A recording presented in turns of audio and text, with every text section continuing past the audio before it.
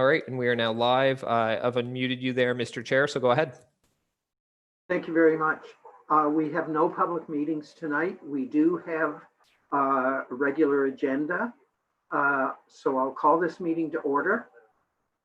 There is an approval of the agenda, but I understand that there are two addendums to be added. The agenda with those two addendums are now on the floor. The first addendum, bear with me, I just have to. Of course, I've lost it on my phone. I apologize. I've been in an all-day meeting of the arts grants, so I'm in a bit of a fog. So the first addendum introduces a letter that we've received. I believe we've all gotten it on the Creeford Road file. The second addendum is has to do with the proposed Queens one, and it basically calls on us to withdraw that as an action item tonight on the recommendations of our senior staff. James, have I pretty much covered it? For the most part, Mr. Chair, the first addendum includes a delegation request that's associated with the aforementioned Queens file, as well as 5 or 6 pieces of correspondence related to the Queens file. However, as the chair mentioned, should the second addendum be approved, all matters related to the site plan control application at Queens would be withdrawn from the agenda. Thank you for relieving me of my lost file. We have the agenda before us. All those in favor of the agenda with Sorry, Mr. Chair. Yes. You require a mover and a seconder. I do indeed. Approval of agenda, Councillor Sanik and Councillor Hutchison. Thank you very much. So the agenda with addendums. Any comments or questions regarding the agenda? Seeing none, I will call the question. All those in favor? Carried. So for those of the public that may be watching, that means that tonight we will not be dealing with the site plan because it's been withdrawn from the agenda. So I will go to disclosure of pecuniary interest. Seeing none. Sorry, Mr. Chair, we missed the minutes. Oh, I'm sorry. Like I say, I just finished a 12-hour meeting, so confirmation of minutes. I need a mover and a seconder that the minutes of the planning committee held May 21st be confirmed. Thank you, Councillor Hill and Councillor Hutchison. All those in favor? Carried. Disclosure of pecuniary interests, seeing none. Delegations. I believe we have the one delegation on the Creeford Road file. I'm sorry, the delegation for the withdrawn motion. I apologize. For the withdrawn motion, it is no longer, has been removed since we're not dealing with that. Briefings. Seeing none, I'll read the business statement. This portion of the meeting is open to the public. The city has initiated a new process in which members of the public will have the opportunity to speak for up to 5 minutes on comprehensive reports presented before the planning committee. Those wishing to provide oral comments at this meeting will be invited to do so. If a person or public body would otherwise have an ability to appeal the decision of the council of the corporation, of the City of Kingston to the local planning tribunal, appeal tribunal, but that person or public body does not make oral submissions at a public meeting or make written submissions to the City of Kingston before the bylaw is passed, that person or public body is not entitled to appeal the decision. So our first business tonight, and it turns out our only business tonight, is that for 2754 Creekford Road. Who would like to speak to this file? Mr. Chair, Mr. Chu will be providing a presentation in a brief moment once my colleague Derek loads the PowerPoint presentation. Thank you. Thank you. Before the committee is a report for 2754 Creekford Road. If we could have the next slide. Do I control? Okay.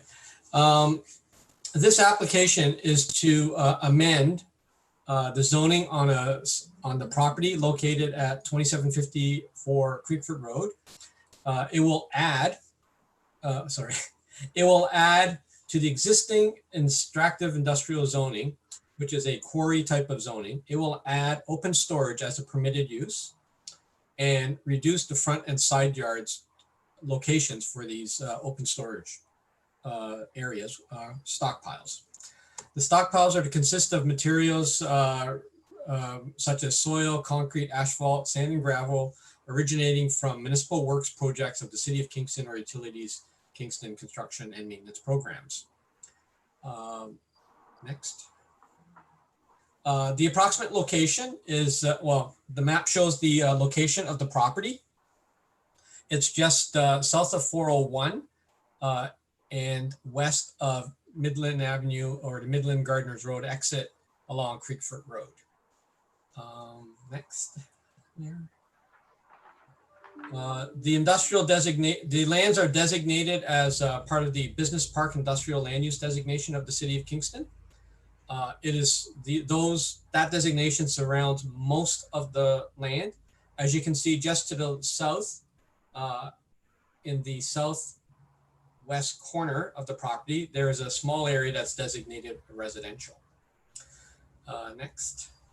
For the zoning, you can see the surrounding zoning of the area. The M5 is related to the site being a former quarry that has been exhausted. Right underneath 2754, the number on the drawing here, is actually the water tower for that area of the city. It is owned and run by, or is run by Utilities Kingston. And it also has a water fill station there. So it's already being used as a utilities type site. The site plan on the next slide is actually an older site plan. And this is the general layout of the area where the proposal, and it's in the southwest corner. One of the things I wanted to point out is the area to the south, actually in a newer drawing, indicates a 5-meter berm. I raise that at this point because that is one of the questions that was raised in the addendum before the committee. In the next slide actually talks about the public correspondence that was received by the city. From the original circulation of this application, we received a comment from one of the property's owners abutting to the north end of this site.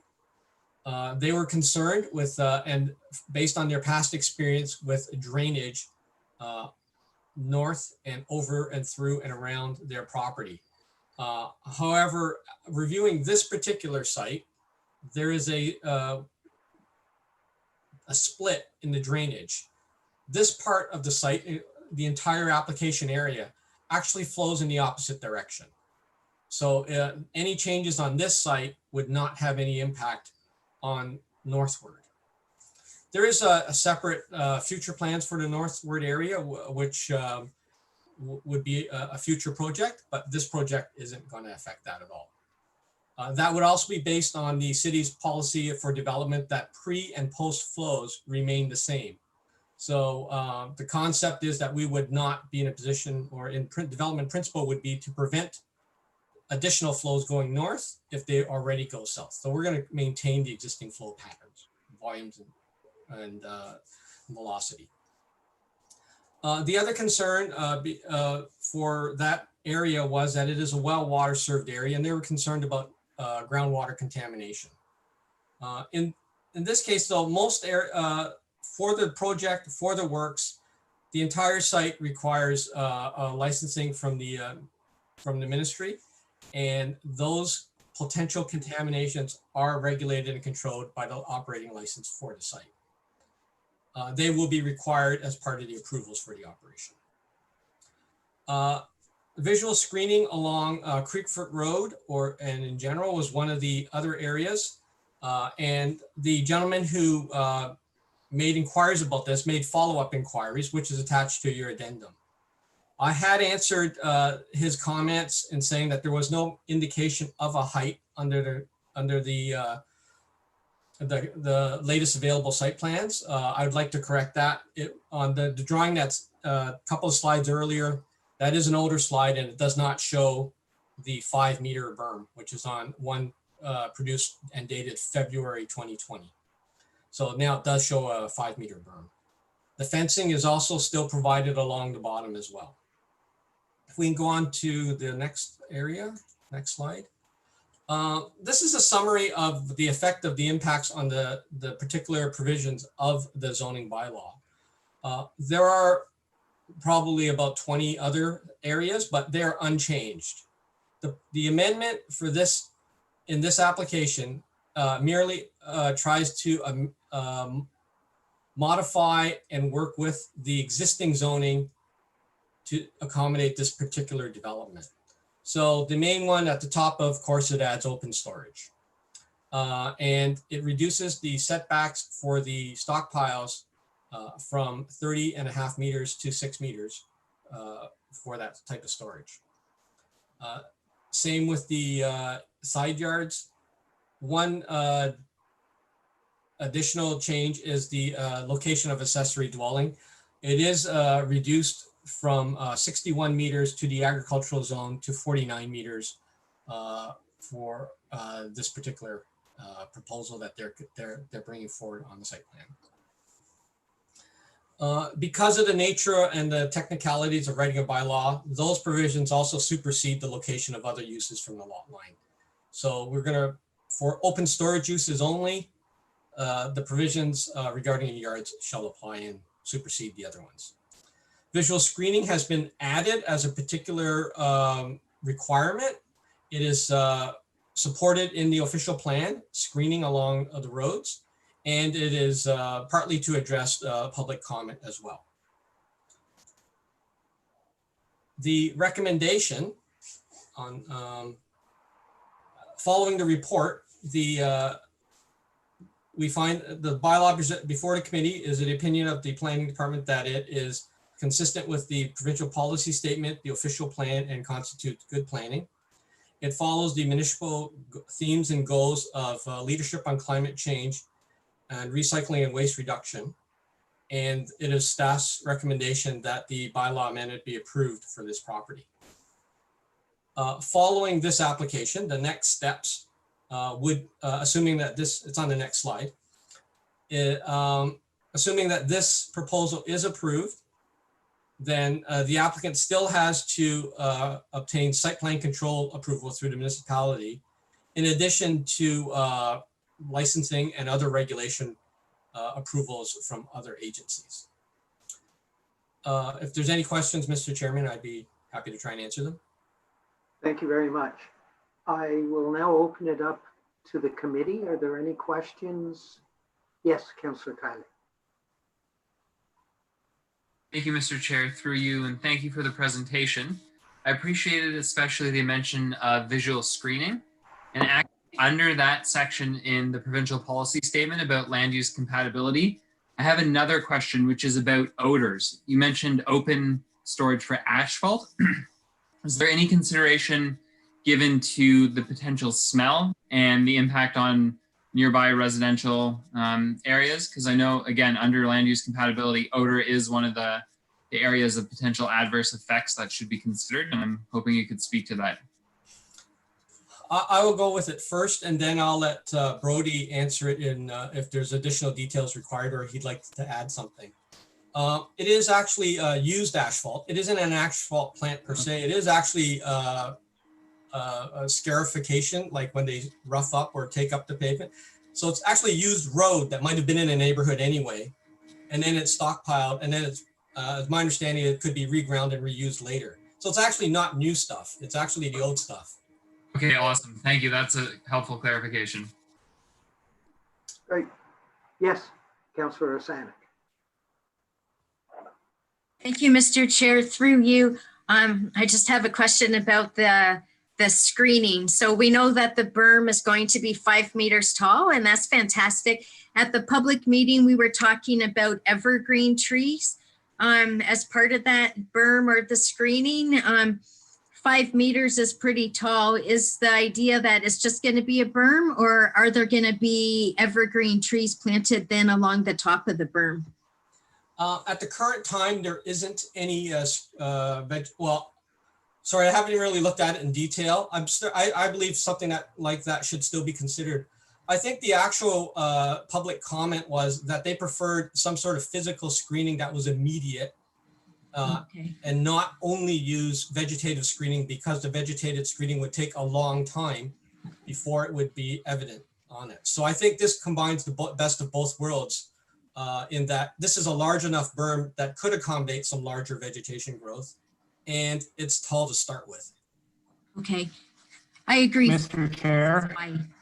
Thank you. Thank you. Mr. Chair, Mr. Tao Yes. would like to add to that response. Please do. Right. Yeah. So thanks to Mr. Chu for that. So just to clarify too, so the berm is both a visual screen and also a screen that's present to mitigate against noise impact. So it's a dual purpose berm. As part of the site plan application that's already been filed and is going to be revised pending the rezoning approval, a landscape plan will be created or will be submitted as part of that, and that will describe location, type of trees, plantings, whether they work in the berm or not. That's something to be determined, but I think the intention is to do some plantings along the road frontage, and with the hope that they would be the variety and type and spacing that is both aesthetically pleasing and also provides some additional screening. Thank you. Any further questions? Seeing none, I'll now open this to the public. If there's any member of the public that would like to ask a question or make a comment, now would be the time. Sure, I'll just remind members of the public that if they wish to speak, they need to use the raise hand function. The raise hand function can be accessed by clicking on the participant icon. Once the menu on the right hand of the screen is operational, you should see the raised hand function. But Mr. Chair, at this time, I do not see anyone who is interested in speaking. Perhaps we'll give them another second or two.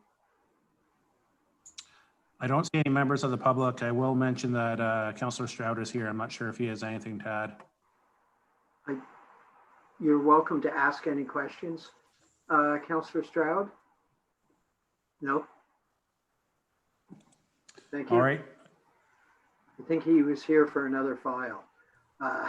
Fair enough. So I will move back into the committee then, and we have a chance of having the shortest planning meeting of all time. Would any member of the committee wish to make comment or ask a question? Seeing none, I'm looking for a mover and a seconder. Councillor Hill, Councillor Kiley. So, seeing no further hands up, I will call the question. All those in favor? Carried. Thank you very much. And we'll now move on from that to motions. We have no motions. We have no notices of Sorry, motion. Mr. Chair. Yes, Mr. Chair.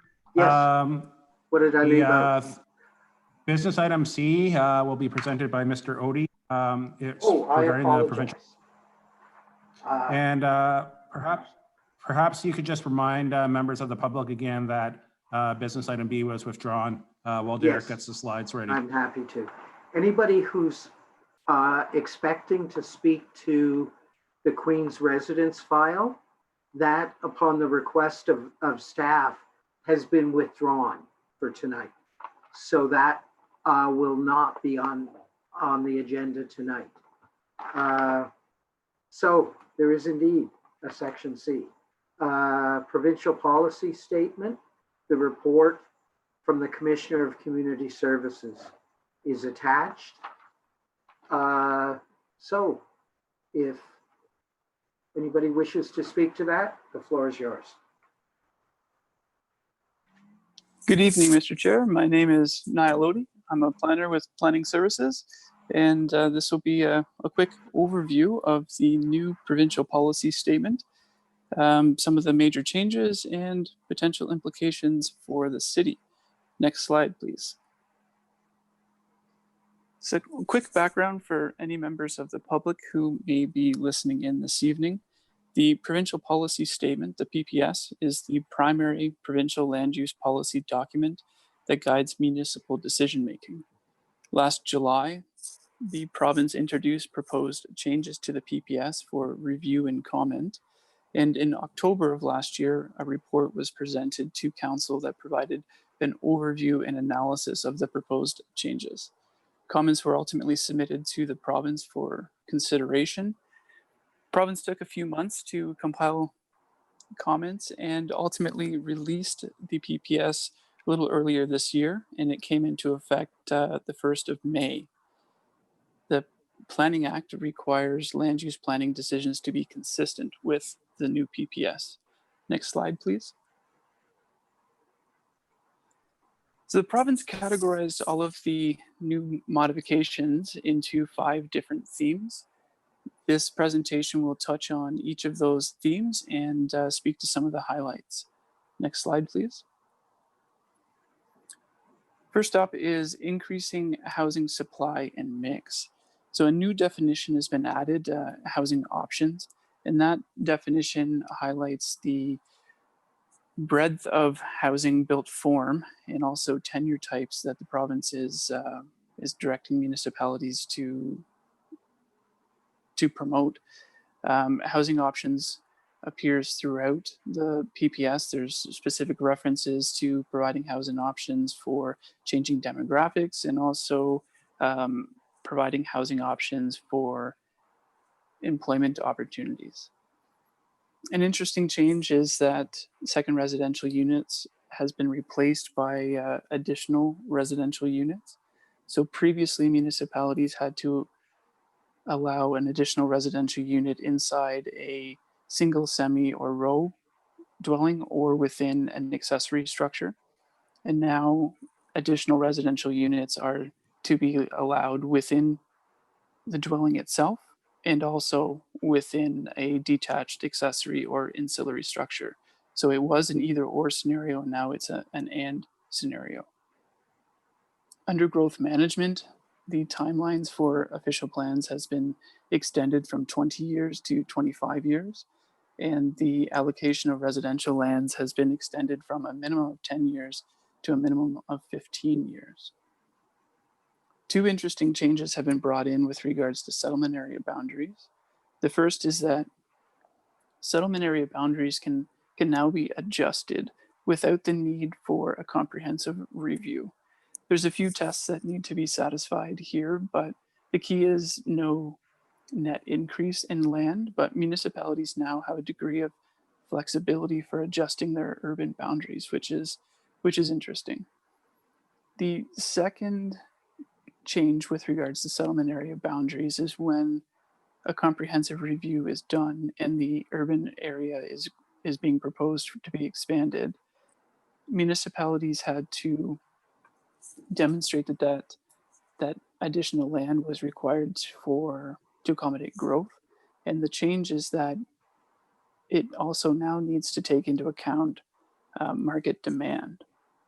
There isn't a great deal of information available from the province at this point in time on what would be required to satisfy that market demand, but it's anticipated more information will come out from the province shortly, and we are monitoring the progress of some municipalities that are going through this process right now, such as the city of Ottawa, which has been in the news recently.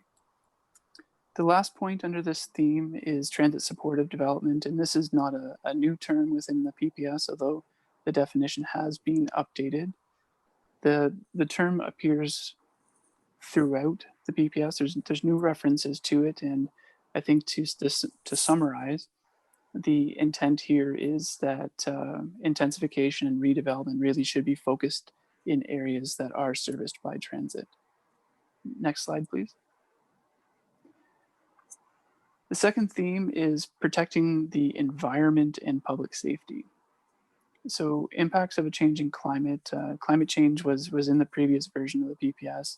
There's now a definition associated with it, and the previous references have been strengthened, and there's a few new references.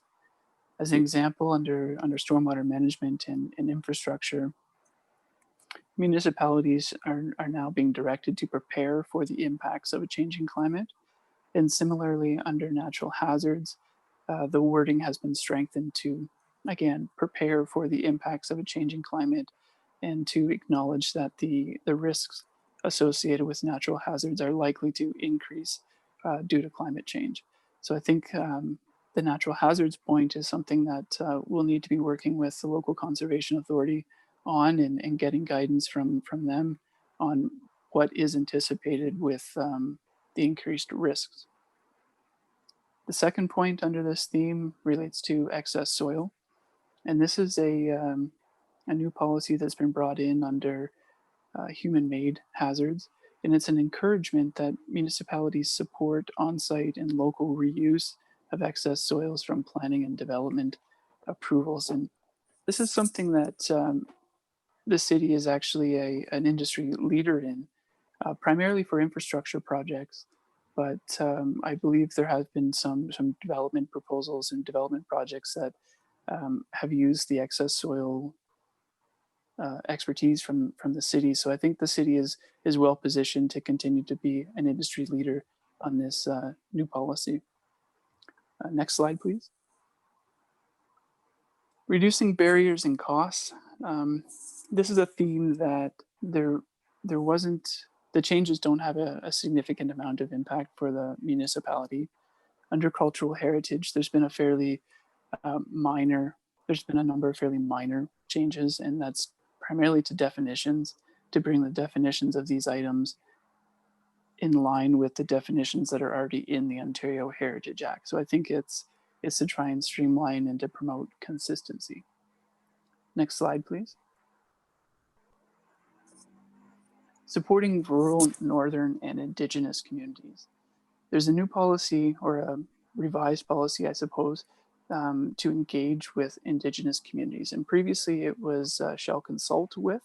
So the language has been changed. It's more active, and the province is trying to encourage earlier communication on land use planning matters, in hopes that if there are any comments or concerns that are arising, that they're being raised at an earlier stage and more likely to be addressed.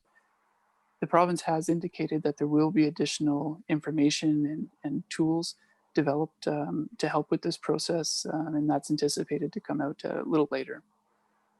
The second item here is agricultural system and agricultural food network. These are two new defined terms that would be a voluntary approach that municipalities could take. And what it comes down to is a recognition of protecting the land base for agricultural activities, while also providing the infrastructure and services and supports that may be needed for that agricultural, for those agricultural uses, to ensure that we have a strong agricultural base. And the last point under this theme regards the servicing hierarchy that's within the PPS, and there's been some clarification that's been added specifically to private communal and private individual services. The province has clarified when and where these services can and should be used, and that's been done to offer municipalities a greater degree of flexibility. Next slide, please. And the last theme is supporting certainty and economic growth. And there's 3 items that have been flagged under employment lands. The first is that municipalities are encouraged to assess the appropriateness of employment designations at the time of a comprehensive review. And this is to ensure that municipalities have the full supply of employment lands that they need. Over time, employment uses may transition out, and more commercial type uses might transition into some of those areas. So at the time of a comprehensive review, and when your studies are done and you have an idea of what your supply is, you take a look at how those lands are currently being used. And if there are some that aren't all that appropriate anymore, consider redesignating those and reallocating those employment lands to a more appropriate area. The second point is to prohibit or limit non-ancillary sensitive uses from being within employment lands. And that's because sensitive uses and employment uses can often be a land use conflict there. So if those sensitive uses are not necessary to support those employment uses, they shouldn't be located there. And the last point under this slide is the redesignation of employment lands to a non-employment designation. So until there's a comprehensive review, the province has brought in this new policy that provides some flexibility. If there's lands that are in employment designation, but perhaps there's an oversupply of employment lands, municipalities now have a degree of flexibility to consider development applications for those lands and to consider a different designation there. Next slide, please. In terms of next steps, all planning decisions made on or after May 1st, 2020 are required to be consistent with the new provincial policy statement. We're in that period now, so we need to be consistent with this. And the Planning Act requires comprehensive official plan reviews every 5 years. The city last undertook a comprehensive review in 2017, so we've got a couple of years before the next review initiates in 2022. The new PPS policies do change slightly how those comprehensive reviews are going to be done.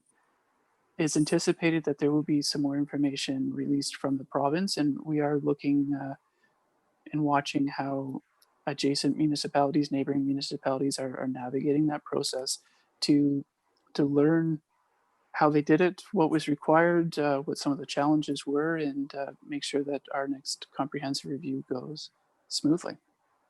Next slide, please.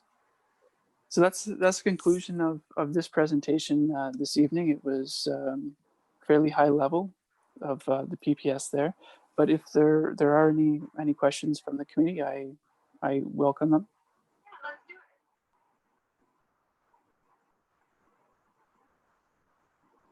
So, are there any questions regarding the presentation?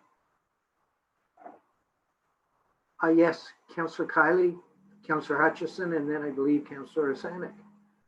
So, Councillor Kiley. Thank you, Mr. Chair. Through you, thanks for the presentation. I have a high-level question in keeping with the high-level overview. Is the new PPS a simple flick of the switch? In other words, the report said we need to comply with it as of May 1st.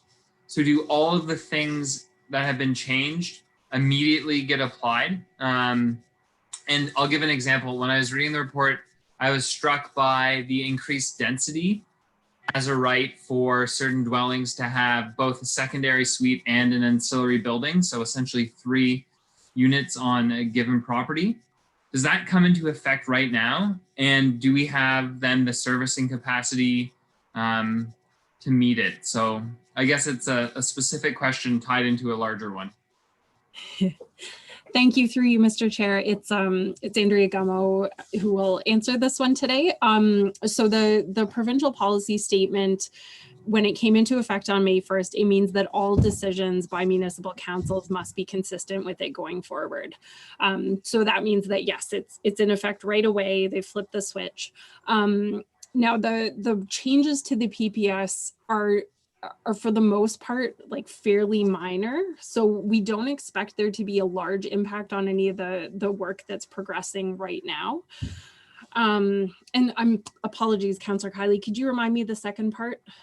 Yeah, I was asking about density, and this it is general, like provincial-wide communities' ability to meet these standards that have changed, particularly us. Obviously, that's our purview, but around the additional units, so secondary ancillary buildings. What if we don't have the ability to actually see that happen? That's a great question. Thank you through you, Mr. Chair. So essentially, the province is asking us to provide that ability wherever possible. If we have specific constraints such as servicing, they have been fairly understanding of that as like a realistic limitation on our ability to provide that opportunity for additional units. But we do expect that with this change, there will be increased pressure, probably both from the province and from people applying, to allow more than just two. It's something we don't have a lot of specific direction on yet, but we do expect that to be the case. Okay, and then follow up to that, and last question for me for now is, if we can't provide it due to servicing, you said the province is understanding. Does that still mean though that developers or proponents could challenge us in the LPAT if we can't do it because we're not meeting the PPS, even though it's for a reasonable reason? That's a great question too. Chair, So, sorry. Would Paige Agnew like to answer that? I just noticed she has her hand up. Oh, Andrea, why don't you proceed, and then if there's anything for me to add, I'm sorry, I didn't. I had my hand up before, so I'll let you. And then Perfect. I can jump in if there's anything I'd like to add. Thank you. Apologies. So, yes, Councillor Kiley, that is technically possible, but I wouldn't expect that sort of appeal or challenge based on like the technical requirements are fairly, it's fairly easy to demonstrate when there's a lack of servicing capacity because there are numbers involved. And I think we would be able to make that case fairly clearly. So I wouldn't expect that type of challenge, but it could happen, certainly. Okay, thank you. And my comment is, I'm very much in favor of pretty much all the changes that we've heard of tonight and that were in the report. So I'm encouraged by that. I'm only cautious that perhaps we could be in an awkward spot if we can't meet some of the new requirements. So thanks for answering questions. Absolutely, And thank you. Councillor Hutchison. Oh, thank you, Mr. Mayor. You're not the mayor, but thank you, Mr. Chair. I just got promoted. You can resign immediately. So a couple of questions here. When Mr. Audi was talking about the additional residential units in the way in which they're not secondary anymore, they're additional units. They can be in the building and on the same property, I presume, an additional structure as well.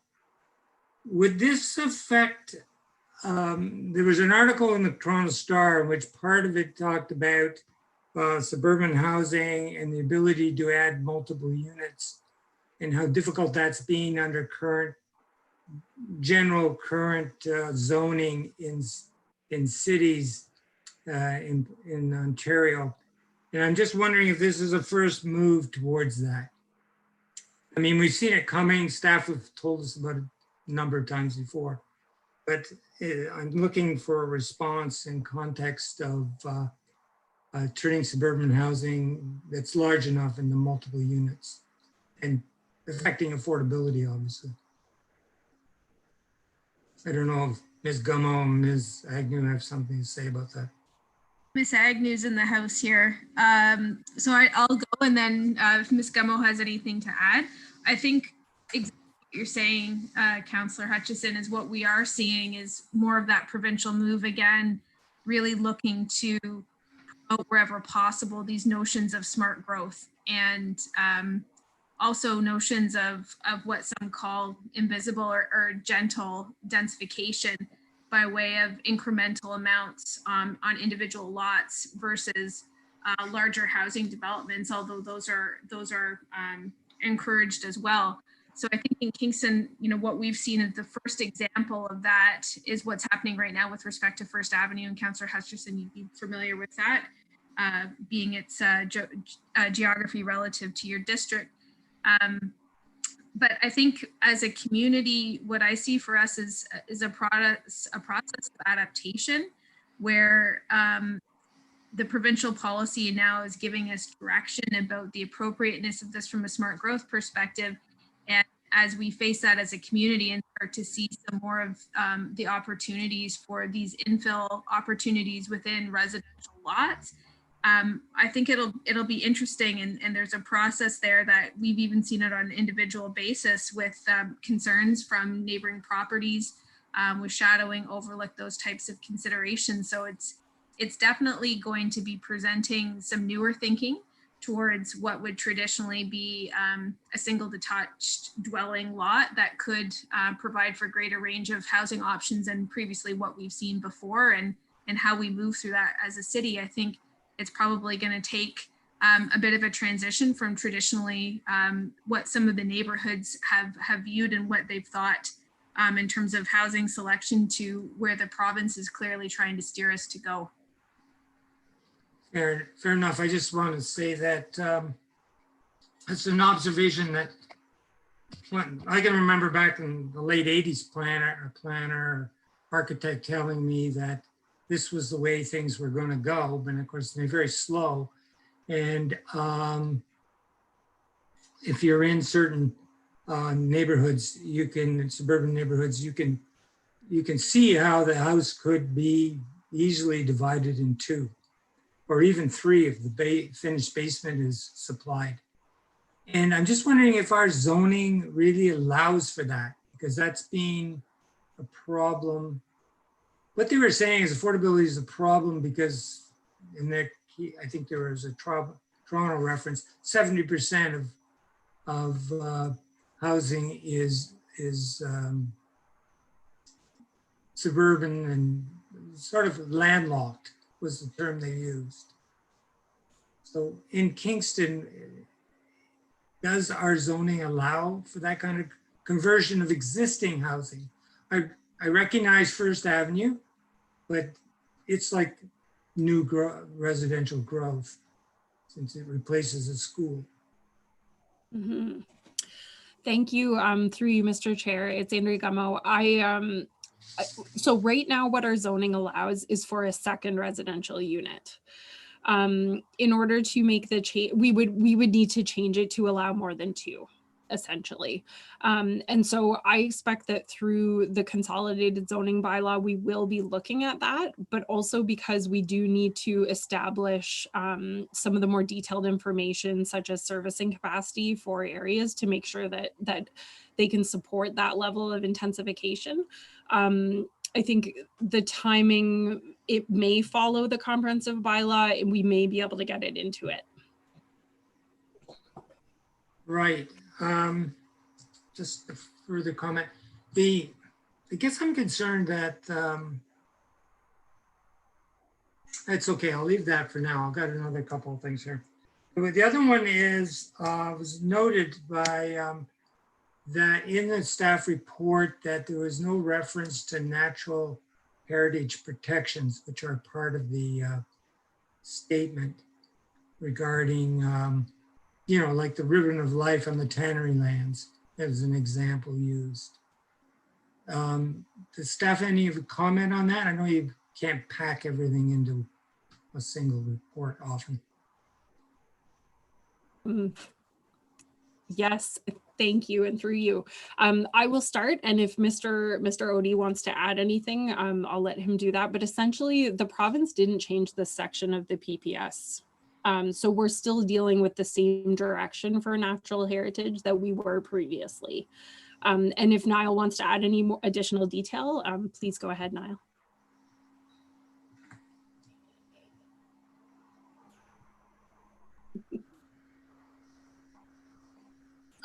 Sorry, I got stuck on mute there. No, I don't have anything further to add. As Ms. Gummo indicated, the province did not change section 2.1 of the PPS, which regards natural heritage. Section 2.2 regards water, and there is an update in there, but it is about preparing for the impacts of climate change. Thank you. I guess I remember what my question was about the infill issue, and that is, do they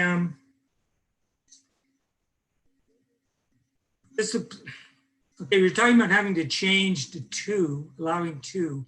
How is that different from the province saying you will allow 2 or more, as it turns out, additional now? There's obviously, but not obviously, but there seems to be a unalignment there of the city with the province's dictate. So I'm just asking you to fill in what I'm missing there. To me, the province says you got to do it, and we're saying, well, we have to make some certain changes.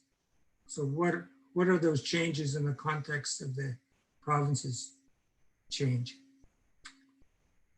Thank you. And through you, Mr. Chair, I'll start. And if Ms. Gummo or Mr. Audi have anything to add, they can certainly do so.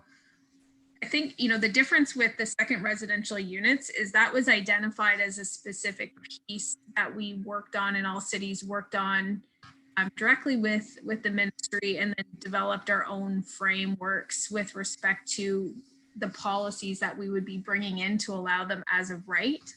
And that's where the conversations arose for us locally with respect to some of the servicing restrictions that we have in place in Kingston, where potentially we have sewers that haven't been separated yet, or where we have potential backflow issues that happen in different rainy seasons. So we were able to work through that process to develop the schedule where we definitely have some areas that are shown that those units aren't allowed just automatically as of right because of known servicing constraints, and we were able to work through that process. I think as Andrea mentioned, the fact that we're doing our comprehensive zoning bylaw, this becomes one more piece for us to look at developing and putting consideration into what draft 2 of that zoning bylaw, will look like, and how, we'll be showing consistency with direction from the province, while also showing respect and understanding to our own local context. And sometimes that can be a bit of a tricky conversation to navigate, but one that, certainly we have to be cognizant of our own circumstances. And Councillor Kiley is correct that we don't have the servicing capacity to support 3 units on every lot everywhere in the city. That's just not possible for us. The city wasn't planned that way. So we're having to constantly adapt to these new directions. And this is certainly a conversation that we will be engaging with our utility provider on, similar to what we did for second units, because that is a major area of constraint for us, at least to allow them as of right, so that people can come and just pull building permits as opposed to going through a rezoning process. But ideally, as you stated, and I think the article in the Toronto Star is really talking about probably the outdated nature of older zoning versus some of these newer concepts or trends in housing.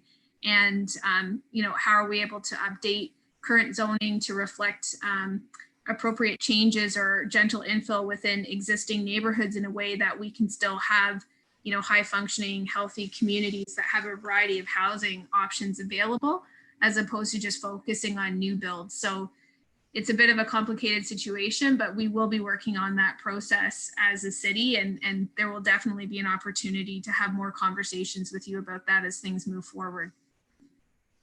Thank you, appreciate that. I think, there'll be a political, social, cultural issues in there too. I think that's part of your tricky situation you were referencing there. One last question.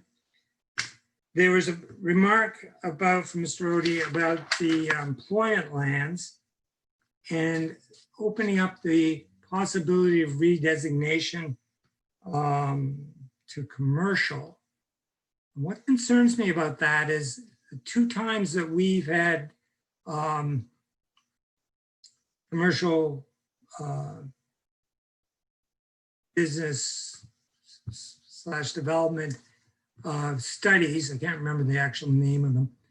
They were both indicated that we had more than enough commercial development in Kingston, according to the province's analysis. And now it's, and there was also, this was also a thing I came across the other day when I was looking at an old article on this, is previously the province has been concerned with not having municipalities converting employment lands, industrial lands, and so on to commercial. Is this a significant change on the part of the province that's going to allow that now?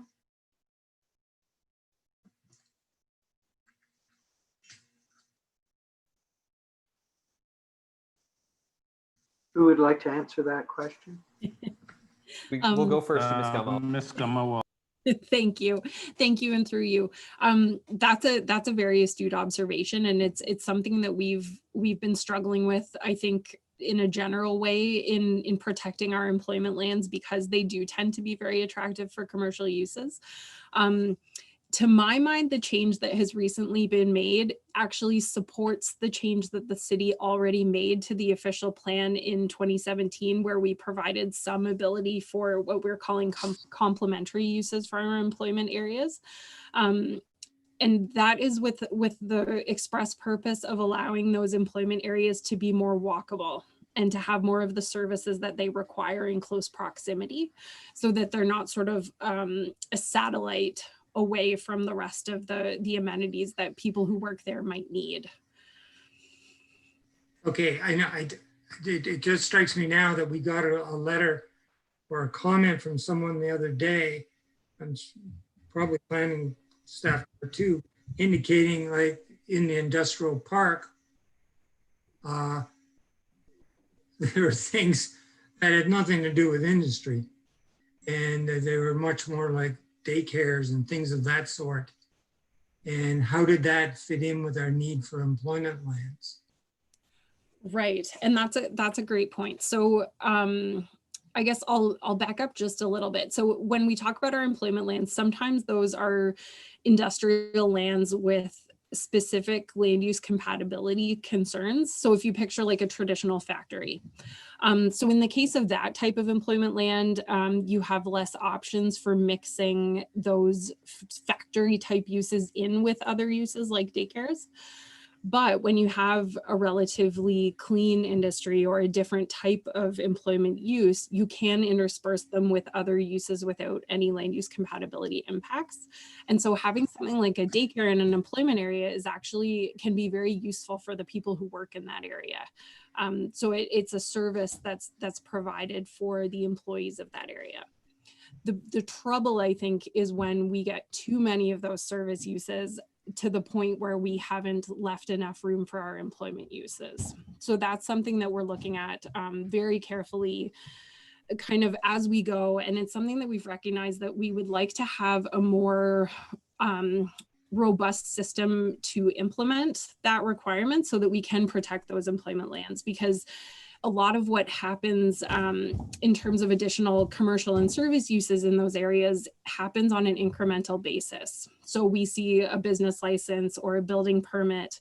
It's usually not like a wholesale change. So we're trying to find better ways to address that. But does staff consider even intuitively that we've got an employment land retention problem at the moment? I don't know if you want to comment on it or not, but it seems to be a fairly fundamental question. For sure. Anybody? Yes, thank you. Through you, we had a little unmuting confusion there. I'll just very quickly address this and then turn it over to Ms. Agnew, who also has her hand up. But it is one of the top issues that I'm dealing with on a weekly basis right now, I would say. It's something that we're discussing all the time and that we're really actively working on, because since the change that we made in the official plan in 2017, we have a little bit of a new policy set that I think we still need to work out some of the bugs of how we implement it. So that's something that we're working on right now, for sure. And I'll turn it over to Ms. Agnew if she has any other comments to make. Sure, thank you. And through you, Mr. Chair, just in terms of the supply side, we have another factor going on in the city where we do have our city employment lands, and we have a program that's been put in place for multiple years with city-owned properties, and the program that we use there and how we reinvest in bringing on new employment lands. And we've been very successful in that respect. One of our other challenges as a city, and this certainly came up during our time of comprehensive review. And when we use the word comprehensive review, that's basically when you're updating your official plan, just to make that clear there. So typically in the past, these types of bigger scale evaluations, you're only doing within the window of the update to your official plan, so that they're not happening intermittently. So some of the changes now are interesting, that they've increased some of the flexibility for municipalities to look outside of those windows, just subject to no net increase. But what we do have in Kingston is, as well, Councillor, to your point about inventory, we actually have quite a bit of employment land inventory that's privately held and is vacant. And this is one of the challenges, that we've had in trying to make sure that we have the right amount of employment land, the right configuration of employment land of different parcels of size and location with proximity to 401, visibility, different types of things that businesses are looking for, that a lot of that's privately held. And oftentimes if someone's looking to come in and invest in the community and establish a business, they actually want to purchase the land. They don't want to just lease it. But we do have a lot of privately held land that's not available for sale. And therefore it's not really part of what's feeding a lot of the employment activity happening in the city. But nonetheless, in terms of our conversations with the province in the past, and part of our update to our official plan was expressing some frustration that we had a number of other companies or opportunities for expansion of employment uses in Kingston, but we were running out of our own land that we have care and control over, and then we don't control the private market. So it's interesting to see in the PPS some of the changes coming and this contemplation of market choice. I know it's really in there more so related to housing, but market choice with respect to employment land was something we had a lot of detailed discussions with the province, and expressing some frustrations where if, we can't own all of the land and control it within our municipality. And if it's not available for purchase and people aren't interested in renting it, it can be a bit of an impediment to the employment growth that we're looking for as a community. So these are all challenges that we have with respect to managing our employment inventory. I think you were more so referring to some of the commercial land inventory assessments that we've done. And yes, you're correct that we do have quite a supply of commercially zoned lands across the city. And that was, I'm trying to remember if we did that in 2016, or it would have been 2016, because we did that as a precursor study to the official plan. So that's, you are correct about that. And those are pieces, again, that we'll continue to visit in our next comprehensive review, again, looking at how we have the land that we have available for the different mix of uses that we need to support in order to be a healthy community from like a financial perspective, but certainly from like a social cultural perspective with a healthy housing supply that is available for people with all different types of price limitations and interests as well with respect to where they want to live and how they want to live. So it's a good point, Councillor, and it is something that we're monitoring, as Ms. Gummo said, all the time, and certainly making sure that our business park, our employment lands have a limited amount of commercial or complementary activities to support the employment use is a very important thing that we do to maintain the primacy of the employment uses in the lands that we have. Thank you for that. I will point out to. Can I suggest there's a couple of other councillors waiting patiently? And I think that was your third self-announced last question. So if you don't mind, Councillor Hutchison, we'll Okay. come back to you. Okay. Councillor Osanik. Thank you, Mr. Chair. I don't have very many questions. Thanks for letting us know about 2.1 natural heritage, that there's no difference 2020 versus the 2014 PPS. I just wanted to confirm that in Kingston here, we are considered to be in ecoregion 6E. Is that correct?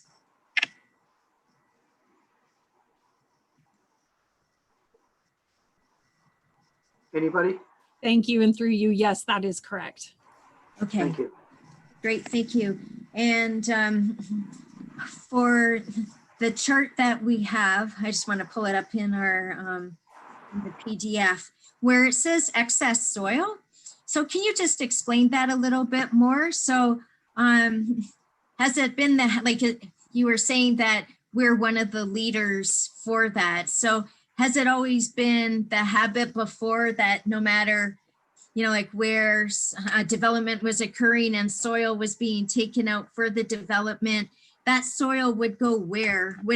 Is that referring that it used to go to landfill, or that the soil used to go to anywhere else in Ontario that needed that type of fill, but that we've now taken the lead in actually reusing it locally here?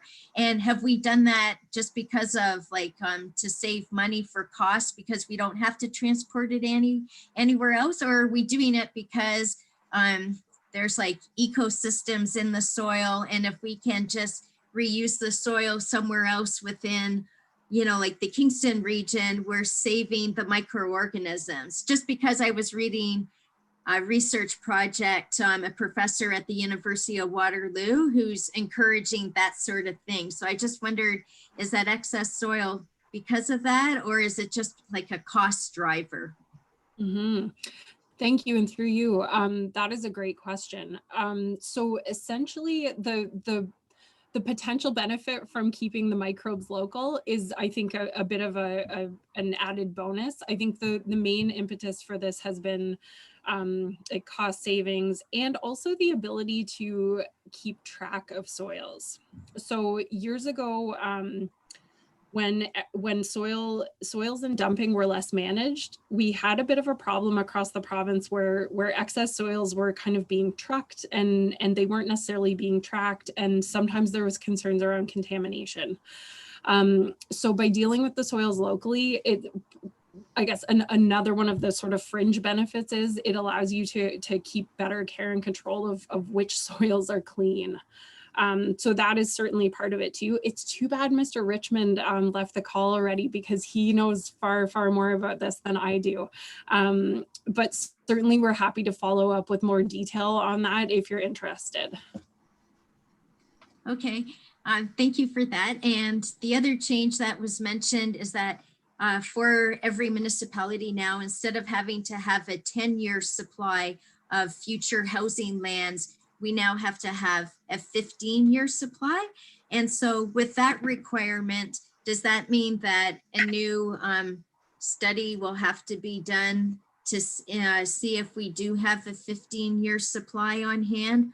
Or do we know that already based on the last study that we had done, that we have now, that we still have a 15-year supply? Mm-hmm. Thank you. That's a great question too, through you, Mr. Chair. That is something that we haven't looked in detail at yet, but I do expect that we have a 15-year supply currently. The thing is, the supply of land depends a lot on the density. So through the density by design project, we're looking at increasing some of those densities, which then requires less land to provide the same amount of housing. So some of the policy projects that we're doing right now will have a big impact in our overall availability of land. And then I guess the other thing I would mention is just that, sorry, I lost my train of thought, but I see Ms. Agnew has her hand up, so maybe I'll just defer to her if she wants to speak to that. Sure, thank you, through you, Mr. Chair. Definitely as part of, you may be able to recall reports that you've received before, looking at our pending and committed, or looking at our vacancy rate, in terms of looking at, you know, what do we have approved for housing, what do we have in the pipeline, but we also through that work are looking at what do we have overall as designated land within the municipality. And then we have to make some assumptions, as Andrea was mentioning, with respect to vacant lands, like what's the density that's going to be achieved. So when you look at all those pieces together, the last I looked at it, we had like a 19.1 year supply of residential land like available to go. And that number kind of goes up and down depending on what density factors you apply to any lands that we currently have that are vacant and assuming how they're going to build out. So, you know, our analysis has been, and as part of the official plan that we did in 2017, and that was actually prior to Ms. Gummo joining our team. So she wasn't part of any of that work directly. That would have been work that you may have recalled hearing from Mr. Newman for some of you that were on council during that time. We had to look at that as part of the 2017 official plan to make sure that we had sufficient land to meet the needs. Now it has increased with the PPS, but we still do have sufficient land to meet our requirements under the new PPS. But again, that is something that we're monitoring regularly, and there'll be another discussion about that. And some of that came up through the Mayor's Task Force on Housing to make sure that we're looking at this at the next time of comprehensive review to make sure that there's enough land available for housing in the community. The debate usually becomes on what type of housing. So is it single detached housing? Is it more multi-residential housing? So again, with an inward growth and a smart growth agenda, a lot of what we're trying to move towards is you know, less low density with a higher mix of higher density housing, or some of this invisible infill or gentle densification. But again, that I'm confident that we have that amount of land inventory for the housing numbers we need in the PPS. But it is something, again, that there will be a comprehensive review as part of our next official plan, which will start in 2022 and will continue through 2023.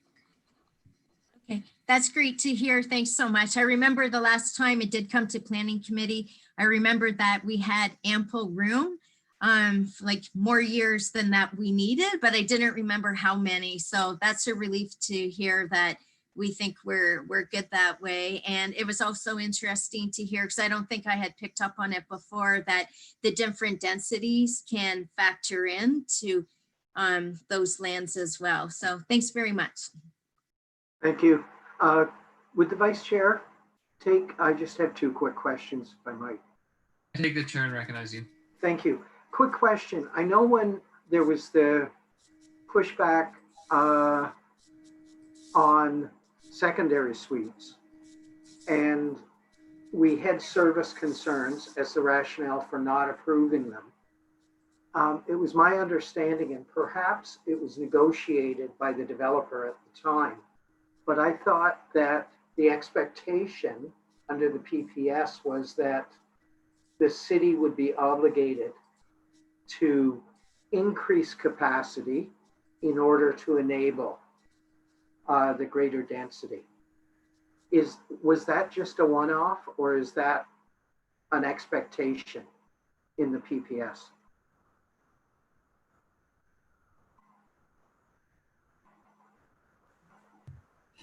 Thank you, and through you, Mr. Chair. That is a very interesting question. So the, excuse me, just one moment while I gather my thoughts. So the PPS speaks to providing additional residential units, but it also speaks to avoiding uneconomical expansions of infrastructure. Okay. So I think that that's one where the province would support finding a balanced approach that makes sense. So if there's an area where, you know, a significant infrastructure investment would be required in order to enable those additional residential units, that's the kind of expenditure that the province would not like to see the city make, because it's recognized that that's not good long-term planning and not fiscally responsible. So I think that's something where it'll depend a lot on the systems. It will depend a lot on the potential additional units that can be gained from upgrades and investments in infrastructure. it will be a bit of a cost benefit analysis to determine where we should be providing that capacity and where it just may not be an option because of physical restrictions. Great, thank you very much. And my final question, if I might, that we on the current planning committee have faced a whole lot of issues around number of bedrooms in units. And increasingly, we seem to be getting increasing number of bedrooms proposed in secondary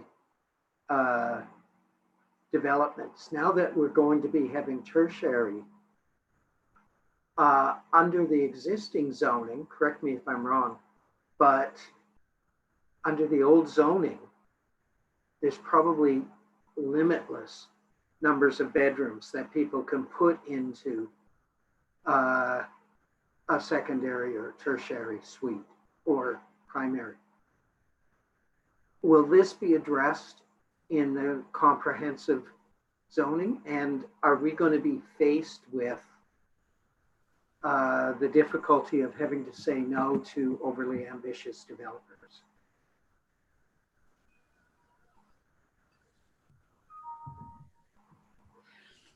Thank you, and through you. So yes, essentially it's something where I think especially because of the additional focus on allowing additional units, we need to look at this. So through the Central Kingston Growth Strategy right now, the idea of limiting bedrooms has been discussed quite at length with both the community working group and the consultant team that's working on that project.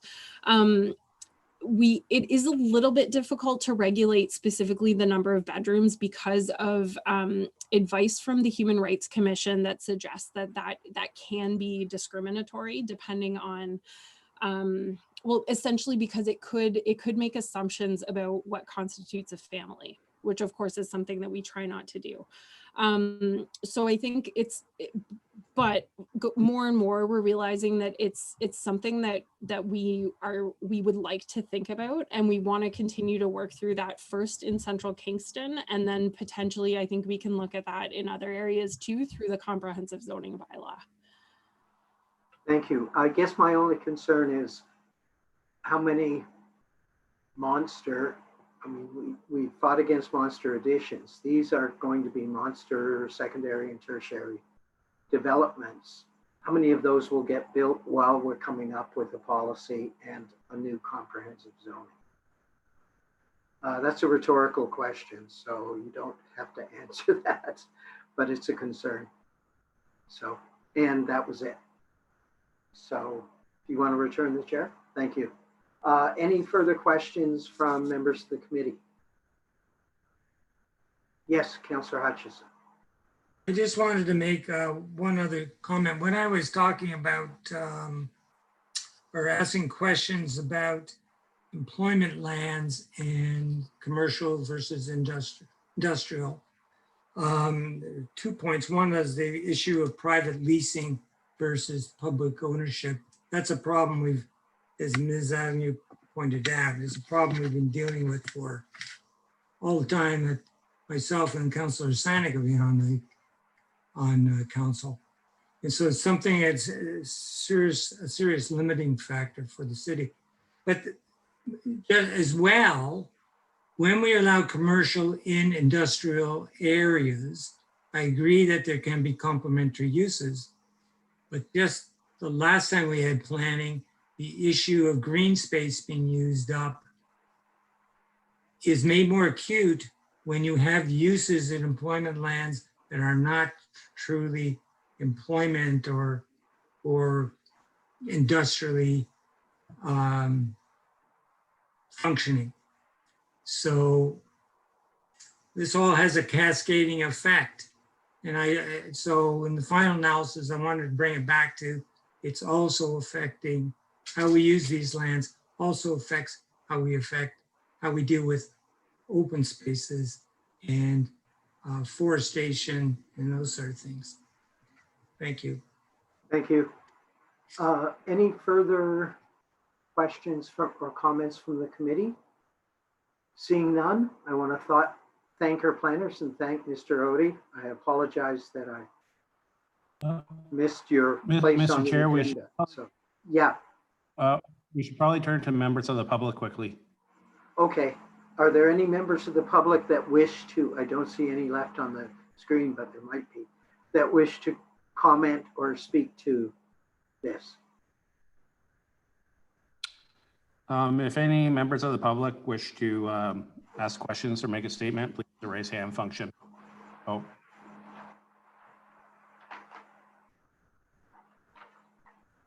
Someone had a hand up for a brief moment. Do they wish to speak? I'd ask them to put the hand back up again. Okay.